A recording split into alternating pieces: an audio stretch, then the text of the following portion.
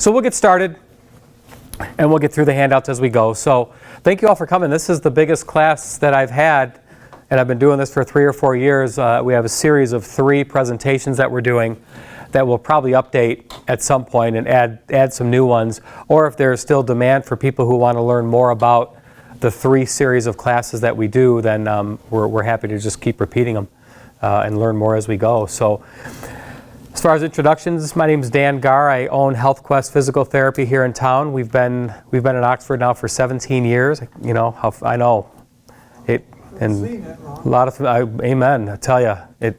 As you all know, the older we get, the faster time goes, right? So we were in the Village for 10 years, right across from the Oxford Bank, and now it's going to be a cafe, I guess. There was a Brain Balance in there. That's what we need, another coffee shop or another bar or another brewery or something. But there's a lot of coffee shops in Oxford.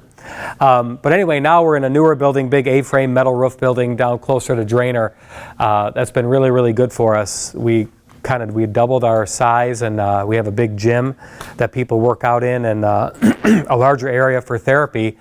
And a good problem is that we are busy. We almost need to expand what we have now to treat more people and get more people through our doors for people who want to come in. So it's good. And for people who have been here for a long time, and I'm learning it after being here. You have another single-sided one. Unless you just one of these on that. No, that's the other one that I was going to do. No, I don't. Is this single-sided one? Yes. Copy? I'm going to take this. I'm going to give you a double-sided. Okay. I can't read double-sided copies on this printer. I was getting ready to leave because I had to go to Meijer to get something and then come here. And Dan texted me. He's like, "Hey, call me." I called. He said, "We had 4 more people or 6 more people sign up." So I'm like, "Okay." So I had to run back in the clinic, and he said, "We'll make copies here." But before I realized it was a 90-page document. Sorry. I heard it was 400. Yeah. So we'll get through it. But the cool thing, as you all know, when I tell people, because I live in Rochester, I'm getting my wife to finally believe that at some point in our lives we're going to move up here to Oxford. It's like Mayberry up here, isn't it? Everybody knows everybody, and if you have a business or a neighbor or a friend or a sports team, if you do right by people, you're golden, and everybody does well. And people are just real. I love being here, being involved in everything that we do here, and it's been great. It was a lot different 40 years ago. If you were outsider, they wouldn't have anything to do with it. Well, good. I'm glad I was accepted because, after 17 years. It's changed now because Yeah. we have so many new people. Right. But it's great. So I love being here. So, okay, that's fine. Yeah. So the series of classes we do one class on osteoarthritis, one class that's called Aging with Ease, and one class we're going to go over today is preventing falls and improving balance. And so we'll look at a couple things that way. So again, hopefully the sheets line up with what's on the screen. If not, let me know, and I'll go along with what you guys have on you. Should probably shut that door. You think so? ADD going on. I'll keep that. Is this good? Are we? No, and everything flows smoother? Okay, thank you. Okay. Do you have this page? The objectives of today? Maybe page 3? There it is. There it is. Yeah. Okay. So we want to look at what the balance systems are, what causes falls, and some preventative strategies. You're going to see later. They're making copies. They're going to have copies. Just a few more copies in a minute. What we'll see is we have what are called intrinsic factors why we fall or can fall, and we have extrinsic factors of what can cause us to fall. We'll look at those. What are the risk factors, and what can physical therapy do to help? We get a lot of new patients who come into our clinic with a diagnosis of balance or generalized weakness, and they just, people just are more unsteady on their feet, and it's almost like they forget and lose their confidence of how to walk correctly. Once we teach them and hit that little reset button, you see the light go on, and for most people it's a pretty good outcome with the way they work. So so that's good. Falling stats. 1 out of 4 people who are 65 years or older fall each year. Less than half tell their doctor. Falling once doubles your chances of falling again. And we're going to see a vicious cycle here in just a few slides. Every 11 seconds, an older adult is treated in the emergency room for a fall. Every 19 minutes, an older adult dies due to a fall. Because when you fall, if you don't have good body control, what happens? The melon hits the ground and then bad things happen. So we got to keep everybody on our feet. Falls are the leading cause of fatal and non-fatal injuries. And about half Americans who are discharged for fall-related hip fractures will experience another fall in 6 months. So we see that a lot. We see a lot of older individuals come in and they're with a broken hip because of a fall. And the doctors are great at fixing it, and then the rehab is rehab. It's what you got to do. Here it is, the cycle of a fall. This is kind of cool if you have this picture. So we have a fall. After you fall once, you have an increased fear of falling again. Then you do less activity because you don't want to fall again. That causes decreased muscle strength and balance, increases your risk of falling, then you fall again. And then this thing goes down, and like a snowball, it goes down. It's like people, if you've ever been in a car accident, for the next month or two, you're a little scared to drive, right? It's the same cycle. You just until you get that reset button or do it enough times, you keep duplicating the same process over and over, you'll regain your balance with some confidence. And sometimes it requires using a cane, a crutch, or a walker for a little while until you get your balance and strength back. So that's a great page. You might want to earmark that page so we remember that one. Falling consequences. So that triangle has up at the top are the people who, how many people who fall in a year and how many people actually pass away, a low percentage. But the fall-related injuries are millions of people. Happens all the time. Happens to young people too. People, sometimes they slip on a wet floor, they trip over something, trip over a dog, whatever it may be, and things happen. And for those of you or us who have fallen, it happens fast, doesn't it? Next thing you know, you're like, dang, I'm on my back. How'd that happen? It's not the fall, it's a sudden stop. That's perfect. The fall doesn't hurt, it's the sudden stop. So anybody ever gone skydiving? What? I did one 6 years ago for my 50th birthday. My wife thought I was nuts, and as the guy was suiting me up, I said, how many times have you done this? You go about 17,000 times. I'm like, okay, great. I said, because I'm a little nervous. And he said the same thing. He said, don't worry about falling. Just worry about not stopping, or, how we're going to stop. I'm like, okay, here we go. It was really fun. If you want to do it, it was a pretty good experience. Okay. Falls are the 7th leading cause of death for people over the age of 65. Most falls happen in the home. Some happen in public places. And a small percentage happen in healthcare facilities. You think about that, if you've gone through that vicious cycle, right, you've fallen, then you're afraid of falling, so you limit your activity, then you become weaker, and then the doctor says, okay, go to rehab, and you're walking very carefully in rehab, and you may trip on a carpet, trip on yourself, trip on something, and we try to be there that we can catch you, but, sometimes things happen. Leaves are supposed to fall, people aren't. You like that one? This is good when I do this in the fall, but fall means winter, and I don't like winter.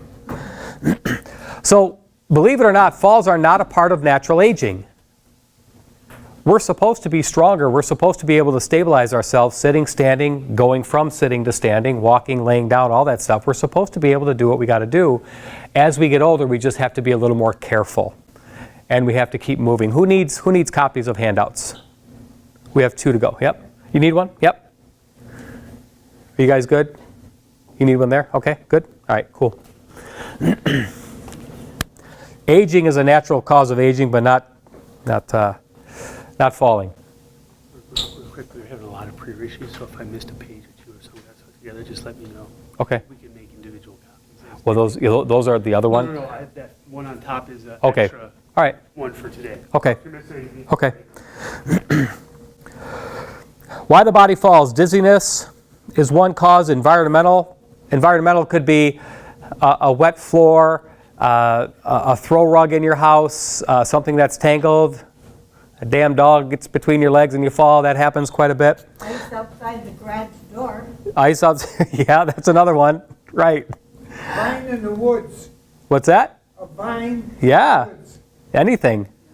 Well, good for you for being out in the woods trying to walk, but you got to be even more careful out there for sure. It cuts wood. And physiological conditions like impaired mobility, Like if you've had a knee replacement, hip replacement, a broken ankle, or something which causes you to walk a little more improperly, you have a higher chance of falling. Impaired vision or hearing, and just again, abnormal gait. So we'll see in a minute why hearing is important.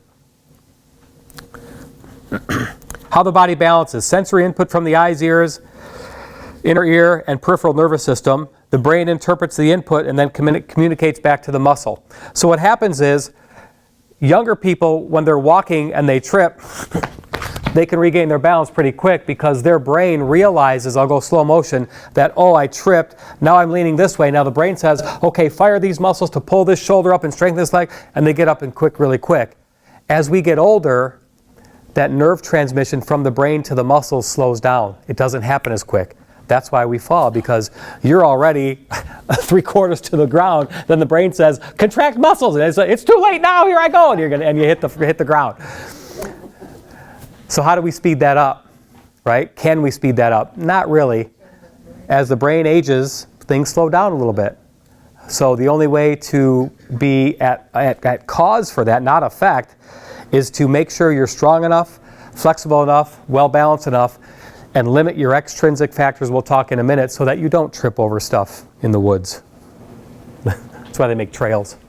So, okay. Equilibrium and proprioception. Equilibrium. Are these pages right? Are they in line? Are they in order with this? No? Yeah. Okay. That's not there yet. We did this one. How the body balances. We just did that one. What's the next page? Okay. So let me get to that one. The types of the extrinsic and intrinsic is next, right? There we go. Do you guys have this page? Yeah, that one? Okay, fair. If it's not the right one, let me know. I'm just probably going to be one off. I took a couple of slides out before I printed these off earlier today. So here we go. Extrinsic factors are things outside the body. Intrinsic factors are what we just talked about, how the brain perceives where you are. So there's a thing called proprioception. Proprioception is the brain knowing where the body is without looking. So in other words, what's your name? Tom. Okay, Tom, close your eyes. Take your left arm, keep your left arm straight at your side. Put your left arm straight. Now raise your left arm up to 90 degrees or parallel to the floor. Don't bend the elbow, raise the whole arm. Keep your elbow straight. Good. Now he can't see 90 degrees, but he knows that's 90 degrees, and he's right on. That's perfect. Look where it is.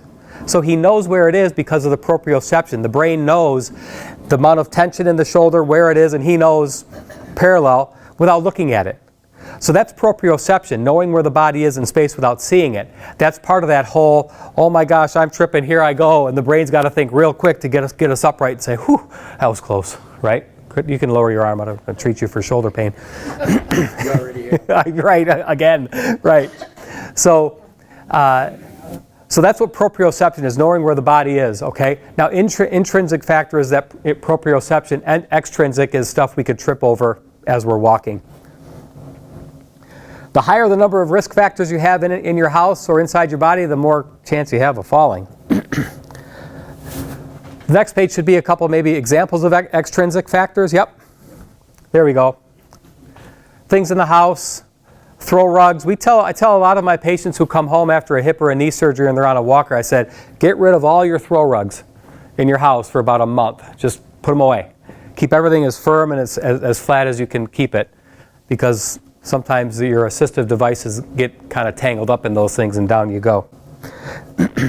Area rugs, foot plates, uneven terrain, and wheelchair brakes can all be part of that. More could be stairs, lighting, furnishing, apparel, or obstruction like pets and stuff like that. So lighting's important too. You know, we've had a number of patients who they say, I was just walking to the bathroom and I turned the corner and it wasn't the bathroom, it was the stairs, and down they went. They didn't know and broke themselves up, or they didn't see the step as they were walking into the bathroom in the middle of the night and they tripped over the threshold and did something bad. So, you know, lighting's important. I'm not telling you guys anything you don't know for sure. So then, like we just talked about, kind of inspect your home. Take a look at what kind of extrinsic factors you may have, and if you have fear of falling, try to make your surfaces as flat as you can, somewhat like this floor looks like. So the safeguard against falls page, got it? Okay, yeah, perfect, okay. So clear, generous pathways, have wide ways you can walk, no clutter, no loose cords, throw rugs we talked about, clean, dry hardwood floors, good lighting, and stable furniture. So a lot of people who are ready to go from, if maybe they had a hip replacement or a hip surgery or knee surgery and they're on a walker and they want to get on a cane but they're still not sure yet, I tell them, when you're outside or coming to therapy or going to the store or doing whatever, use your walker. In your house, use your cane, because now you're familiar with all your furniture and where things are. So it's a little safer, and then we end up getting them off the cane and onto just walking without anything. So your normal familiar surroundings is a way to reduce the chance of falling just because you know where things are in your house. So stairs, make sure you have good lighting, switches, good handrails, and use hard, firm steps are good. Now in the bathroom, yeah, go ahead. Do we have a company that puts those bars in? Because I guess I should probably do it. Anyone know? I don't know. There is a company that's all they do. I saw them advertised in one of those magazines you get in the mail. It says, I think it's Grab Bar of... Oh, yeah. They say that's all they do. We are going to be in the process of calling them soon, but we just haven't been contacted Yeah. them yet. So I don't know if they're really expensive, since that's all they do. I don't know either, yeah. You could maybe just Google Grab Bar installation or talk to Amy at the chamber. I'm sure there's a company in the chamber that might have, either they do that work or we'll know somebody who does that work. Yeah, those are good to have. Lots of grab bars in the bathroom are very important. You can also get, toilet seat raisers, so you don't have to squat so low to sit on the toilet seat. Those are helpful, especially if you've had a hip injury or you have an arthritic hip or knee. Those are easy to use. Fall-proof your bedroom. Good lighting, no clutter. Phone and flashlight cords, area rugs, hard floors are good. And a comfortable bed height is good. So kitchen's probably the kitchen and the hallways are probably the most common area of the home that we get patients in because they fell and hurt themselves. They trip over something in the kitchen or they trip on a throw rug in the hallway. That's equal to dog on a leash, taking them for a walk, the dog goes behind them, they trip over the leash and down they go. So those are good. But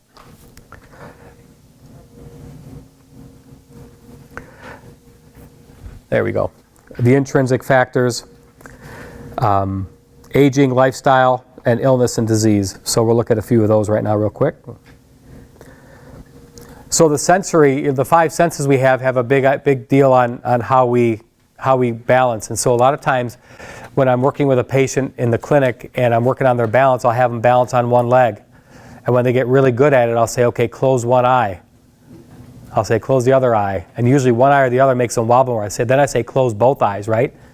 And then, whoa, that's a lot more challenging because I don't see the horizon. When you take the vision out of it and that sense away, you don't see the horizontal horizon in front of you, and that creates more balance. So the people that do really well in the clinic are the people that can balance on one leg or the other with one or both eyes closed, and then we start pushing them and really challenging them. Yeah. Hey, I always wondered about blind people. Yeah. Do they have, how do they balance? Do you know? Great question. Anyone have an answer to that? Why do blind people balance normally? I asked my blind fella. Their other sensories are more enhanced. Amen. They get used to unless it just happened. Usually the first year or two it takes them a little bit of to get their senses right. But usually, if people have been blind since birth or a young age, all their other senses are higher, and they take care of things that way. Mm-hmm. Oh, good question. So, touch in the inner ear. Has anyone ever had vertigo? Doesn't that suck? Man, it's like a bad merry-go-round, right? So vertigo is basically when the little crystals in the inner ear canals just become off center just a little bit, and holy moly, it's like, whoa, it's crazy. There's a couple quick fixes. We have a couple therapists at our clinic who can fix that very quickly. There's some really good videos online. You can turn your head, lay down, turn your head and sit back up in the timing it gives you, and it's supposed to reset the crystals, and then you'll be a little nauseous for a day, but you'll be better. I've had people come in and say, I've been dealing with this for 3 weeks. I'm like, that's 2 weeks and 6 days too long. Okay, we can fix that. So, but when you start to have a little bit of dizziness, whatever it may be, just from a medication or dehydration or the beginning of vertigo, whew, you hold on tight, yeah. You should always get it checked though, because I had to go to the hospital and they were checking me for a stroke. Yeah. They said that there's a certain type of stroke that causes the vertigo. Oh, wow. Okay. I didn't have it. But Well, glad they were checking. Yeah, there's vertigo and there's Meniere's disease, which is another form of an inner ear issue that can create the same kind of symptoms as vertigo. But yeah, so that's something that can come on and can be fixed really quickly. So if you know of anyone or if you have vertigo and your doctors, they're going to give you medication to try to calm it down. But medications are just going to cover it up. Until we get those crystals back in line, you're going to be on that merry-go-round spinny ride until that gets better. And it's easy to fix. This is the vestibular system, should be the next one. That kind of gives a little diagram of how those little inner ear crystals have an effect on everything else in the body. And that's just a whole nother ball game of why people fall, not just basic aging, but What about tinnitus? So tinnitus or tinnitus is basically a ringing in the ear, and that's something deep in the hearing. Usually, it's in the hearing nerve that keeps that ringing going. For that, we've never treated that in physical therapy, but I believe there are some medications a doctor can give you to calm that down. Does that cause less balance? I don't know. We don't see a lot of those patients. I know what it is. We've all had that before, just that weird ringing in your ear, and then it kind of goes away in a little while, but no, yours hasn't gone away? No. I'm sorry, I wish I had a better answer for you, but... But you got to speak up. You got it, exactly. Okay, so what you guys can do, when you see your doctor for regular checkups, make sure they're checking your eyes and your ears. Sometimes a good audiologist can see something in the ear that's not right and say, you got a lot of fluid in the backside. Yeah, I've been a little dizzy lately and I feel like I'm all clogged up on this side, and they can give you some things to draw that fluid out of there if there's wax or anything. Quick story, my daughter Haley is starting her 3rd year at Wayne State. She's going to be an audiologist. And she worked for me for a summer in between her undergrad and grad school. And my wife keeps telling me I'm either hard of hearing or selective. Anyway, so over the winter, we went down to the clinic, and Haley brought us in on a weekend to Wayne State, and she said, I'm going to test your hearing. And I told her, and she goes, Mom, yours and Dad's hearing is pretty similar. I'm like, bam, there it is. She said, but. She looked in my ear. She goes, yeah, this one's got a little fluid in it. She looked in this ear. Then she looked again, and she goes, Dad, you have a hole in your eardrum. I'm like, I do? She goes, how long have you had that? I don't know. I never knew I had it. I said, but I know sometimes when I blow my nose really hard, my ear whistles. She goes, don't do that. Don't do that. You're going to hurt yourself. So a good audiologist will help you. Now I got to go see an ENT, but anyway, it's all good. Yeah. I'll keep that in mind. So another thing, like we talked about, is you got to have good strength. You got to have good strength in your legs to be able to, you should be able to get down to a chair and squat up and down. You should be able to do 20 or 30 of those in a row without fatiguing. That's a good test, and that's one exercise I'm going to show you guys later to do. We got a few exercises to do just to help keep your strength up. Really, the best thing you can do is just walk. If you can walk 3, 4, 5 times a week, go for a mile, 2 miles, uphills, downhills, Pollyant Trail. Walking, just by walking, your senses are alive, right? You're seeing things. You're seeing if there's sticks or branches. You're seeing if the road or trail is going to go up or down. You can hear things differently. You see things. You feel things with the feet if your feet are uneven. All that stuff strengthens your extrinsic factors of getting yourself stronger so you don't fall if you do end up tripping or whatever. But just keep moving. Keep moving is very, very important. Upper body and lower body, especially core. Poor depth perception or decreased sensation can affect your balance and gait. So as we get older, the nerves kind of wear down a little bit. Sometimes you don't feel things as hot or as cold as they were, or you get more numbness and tingling sometimes. The funny bones get a little irritated and agitated. That's the nervous system telling you it's not right yet. So there could be something in the spine that could be going on. It could be a little disc issue or a little arthritis in the spine for which therapy or injections from a doctor can help. But that should be kind of a big red flag that says, okay, I got to do something about this, because any little thing can lead to bigger things, and then things get bad after we talked about all those earlier. So physiological conditions: if you've had a stroke, if you've had vertigo, arthritis, osteoporosis, or cerebrovascular insufficiency. Whoa, that's a big word. That's how the brain and the blood system works together. So arthritis is a big one, right? I mean, if you have an arthritic knee, a lot of times you start hobbling on the knee and you start limping a little bit, and that limp changes your whole balance, your perception, and how the hips work and the back works and the shoulder works and the core works. So fixing an arthritic part of the body, whether it's a knee or a hip, whether it's with injections to calm it down, or a lift in the shoe, or ultimately maybe a knee or a hip replacement, is what it is. I can't tell you how many of my patients who have had knee replacements or hip replacements, they say, dang, I wish I would have done this 3 years ago. Oh, I can live through this. It's not that bad. And it's more men than women that do this, right? But eventually, pain wins. The patient tells the doctor it's time for this to be replaced. Then they get through the post-operative, the pain and the rehab. 2 months later, they're like, oh, this is so much better. I wish I would have done this a couple years ago. So get on it quickly if you have a chance, okay?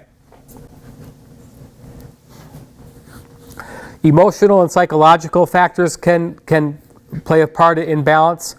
Medications, and I'm not a pharmacologist, so I don't know what medications can do, but some medications, make us woozy and queasy and sometimes a little dizzy. If that's the case, check with your doctor and see if they can change them up. And poor nutrition. We're going to talk a little bit about water here in a minute and how important that is.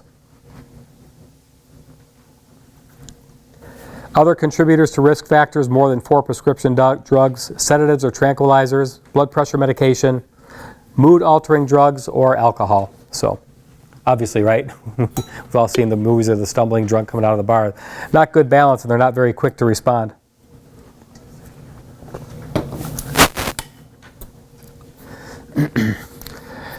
Know your medications too. You get a medication and you start reading the side effects. You'll be reading the side effects for 4 hours. The pharmaceutical companies, CYA, they cover their butts and they tell you everything that could possibly happen. And most of them do have nausea, dehydration, fatigue, maybe balance, and those kinds of things. They all just say that. So, but there's a lot of people who do very, very well, and there's no doctors in the house, hopefully, without taking prescription medication. They take natural medications. And we have a couple great stores in town that can educate you and teach you and show you, this is an all-natural supplement you can take. It might cost a little more, but you're not getting all the chemicals you're getting in those drugs that the doctors are sending you, right? Simple Organics is one, right on M24, and then I think it's Apothecary and Company. Go there. Yeah, they're right next to the park. If you're on 24 looking at the park, they're on the left side on that strip of yeah, Hillary. Hillary's husband died, and she did that. Yeah. She was a pharmacist before that. Now she's gone out. And they do regular pharmacy, they do medications, pharmacological medications, but they have, it's funny, I was talking to Hillary and the other lady, I can't think of her name, with the short hair. I go in there and visit them once in a while, and they got this whole wall of all these different buckets of herbs and all this. I'm like, what's all that for? And she said, you wouldn't believe how many witches we have in Oxford. I'm like, come on. She goes, every week these ladies come in and they get these different herbs and they go home and they bubble, boil, and trouble. And they boil and make their own stuff. I'm like, okay, bye, see ya. But there's things you can do that are away from the pharmacology medications.